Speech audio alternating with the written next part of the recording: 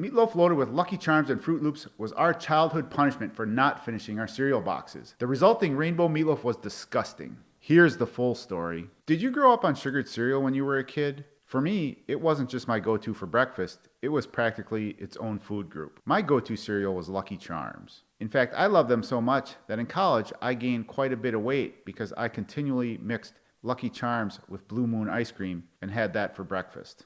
And that was not a good nutritional habit. But Lucky Charms were just the tip of the sugary iceberg for me. I was all in on all the sugared cereal. Sugared corn pops, before they renamed them to just corn pops. They used to actually have sugar in their name. Sugar Smacks, later renamed to the more healthy Honey Smacks. Count Chocula, Frankenberry, Frosted Flakes, Honeycombs, Fruity and Cocoa Pebbles, Froot Loops, Apple Jacks, Captain Crunch, especially the one with crunch berries, Cookie Crisp, Quisp, and Reese's Puffs. You name it. If it was loaded with sugar, I ate it for breakfast. Of course, nowadays, I wouldn't touch that stuff with a 10-foot spoon.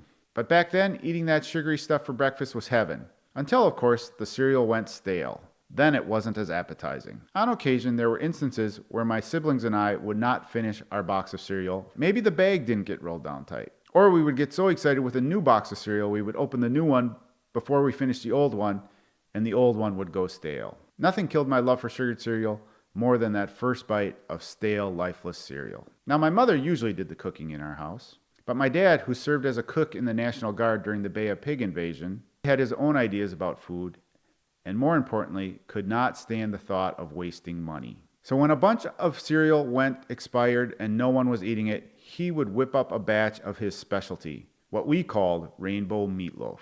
Yep, you heard it right. He would take all those leftover boxes of cereal, mix them in a pound of hamburger, bake it up in the oven, and call it dinner. We called it rainbow meatloaf. Imagine your meatloaf loaded with Trix, Lucky Charms, Apple Jacks, and Froot Loops. The visual alone is not very appetizing. The result? A Technicolor nightmare that was anything but magically delicious. The bright colors turned into an assault on your eyes, and the taste, well, let's just say it was difficult to even choke it down. But in our house, you ate what you were served or you didn't have anything to eat. Lucky Charms may have been magically delicious, but Dad's rainbow meatloaf, it was anything but. And it was one spell that I wish had never been created. For old time's sake, I decided to recreate my dad's rainbow meatloaf. So here it is. Starting out with a half a pound of the cheapest meat I could find, adding 1 egg and a little extra protein eggshell in there. I got 2 cups of cereal, a pack of Froot Loops, and a pack of Lucky Charms. So let's add the cereal. That looks delicious. Let's mix this up. Listen to how delicious that sounds. Form it into a loaf. Looks pretty good. Place it in the pan. Put it into my dirty oven, which I clearly did not clean for this video. Hour later, ready to take it out.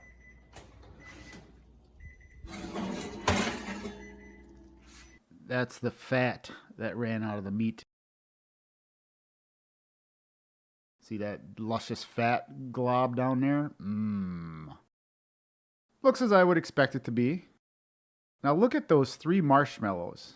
This meatloaf was in the oven at 350 degrees for an hour, and those marshmallows are barely changed. Makes you wonder what they're actually made of. All right, let's cut into it and see what it looks like on the inside.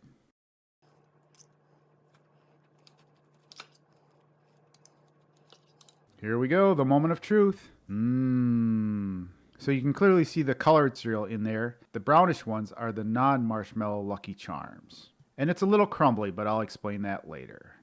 All right, let's give this a try. So here I am sitting down with my dad's rainbow meatloaf. In case you're wondering why I'm hunched over like this, with the space I had, I wasn't able to figure out how to get the meatloaf and my face in the same shot. So I'm just going with it. I do have the ketchup standing by in case it's needed. But as I said before, it actually smells really good. So I'm interested to give this a try. So first we're going to try it without the ketchup. Here goes. My first overall impression is it's definitely sweet. Let's give it another try. My second overall impression is that it is definitely sweet. And it definitely needs seasoning, which I did not put in because in Wisconsin, Back then, we didn't put a lot of seasoning in pretty much anything, so it pretty much was just cereal and meatloaf. It definitely falls apart easily because there was not a lot of fine binder in it. It's just all these big pieces, which isn't really holding it together. Here it is with a lot of ketchup. So with the ketchup, it pretty much tastes like regular plain meatloaf with ketchup on it. You really can't taste the cereal in it anymore. So it actually would be edible, which it was, of course, when we were a kid. So in conclusion, while I don't think my dad would have won any culinary awards for his rainbow meatloaf recipe, overall it's not as bad as I remember it to be. They say that you eat with your eyes, and while the taste of this is a little on the sweet side, if you were blindfolded and just ate it with a bunch of ketchup on it, you probably wouldn't know that it's anything but regular meatloaf. My dad's rainbow meatloaf is a meal from my childhood that I will always remember. If you enjoyed this tale, please give me a thumbs up, subscribe, and hit that notification bell, and you will be notified when I publish some more of my interesting stories. At least they're interesting to me. Sincerely, thank you for watching.